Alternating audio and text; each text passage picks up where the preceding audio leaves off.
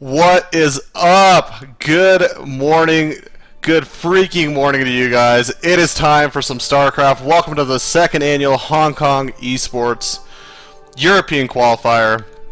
We're kicking it off in the round of 16. Up here at the top left side of the map, representing Cascade Gaming, we have the one, the true Ukrainian Zerg. It is cScDimaga.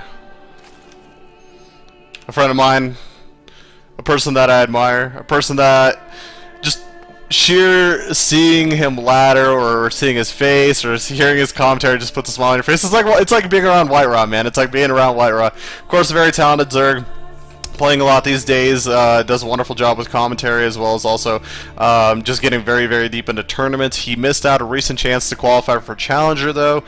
So we'll see how he progresses through this tournament. Again, this is single elimination best of 3. If you guys haven't had a chance, be sure to type in chat exclamation brackets, and you guys can of course receive those brackets to be able to check out where we're at. Right now we're going to kick things off in a round of 16, and of course down here at the bottom left side of the map, representing Fnatic, it's none other than the Selfie King himself. It is Harstem.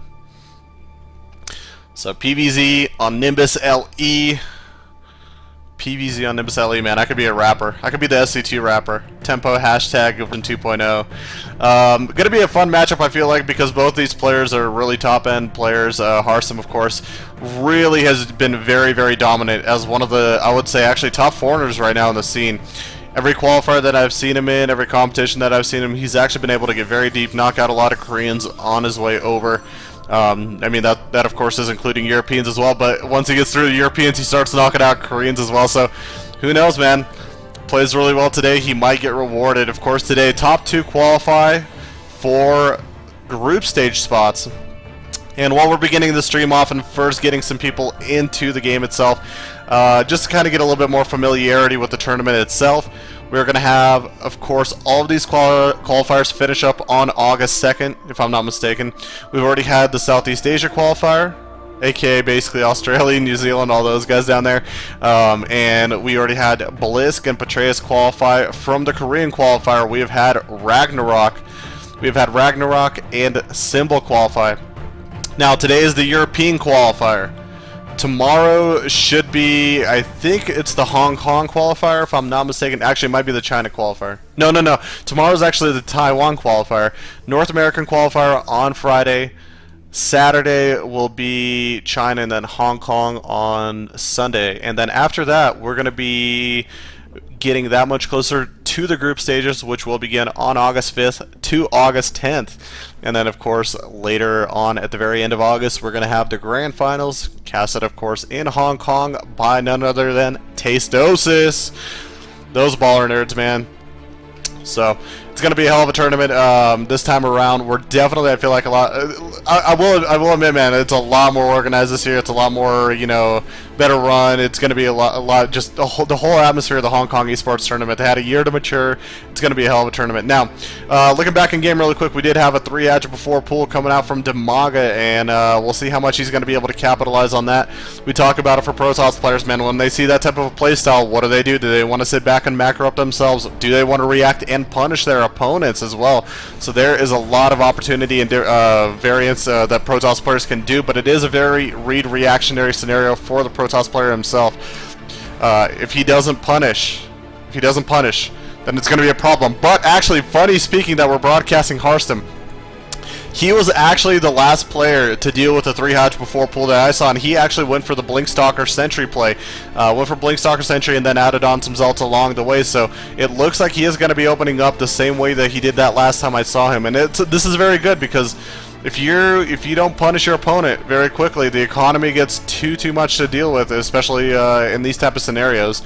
The economy will be able to reinforce, will allow him to produce units at his pace of comfort level. You can see the queens are just coming out now, so hopefully we will see Harstem capitalizing on this in a moment. There we go. He's starting to bring out the stalkers right now.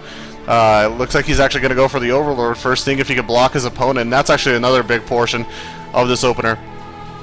The stalkers going on ahead forward, it looks like. Oh no, actually going back inside the main. More gates getting added on right now, 4 total, and this is how you know this is going to be an aggressive playstyle coming out from Harstem. And he knows, man, he is very actually comfortable with playing with versus 3 hatch before pool. We should be starting to see some slow lings from cScDimaga coming out very shortly. Another additional gate added on, so this is going to be some very heavy pressure coming out from Harstem. We could see the probe getting pulled up to the front, forward pylon getting placed. And, yeah, this is all going to come down to cScDimaga's defense right now. I don't think he realizes it just yet. He's continually droning up. He's dropping down to Roachborn. Oh, no. Oh, no, cScDimaga. 10 drones. No lings, no nothing. He's got Larry, he's got Roachborn, he's taking up. He's got only queens allowing him to defend. This is a very bad scenario to find yourself in, especially if you're dealing with this type of a playstyle. The Blink Stalkers are very elastic units. They're going to be able to outlast so much damage. And here they come. The first set of Stalkers coming on forward. We're going to watch some of this, hopefully Blink micro very soon. Blink is actually not done just yet, but he does have a lot of time to micro out of the way. Another queen goes down. And here comes the action in terms of trading. 28 lings in production, but man, oh man, already the first set of Blink Stalkers are doing so much damage and already clearing out the first wave of lings.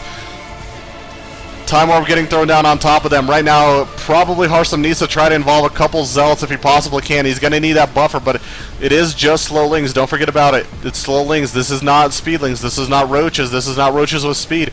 These are just slow lings. The queens can only do so much damage, and there we go. There's that buffer coming out, and GG coming out from cScDimaga. Harstem with a perfect reactions, taking game number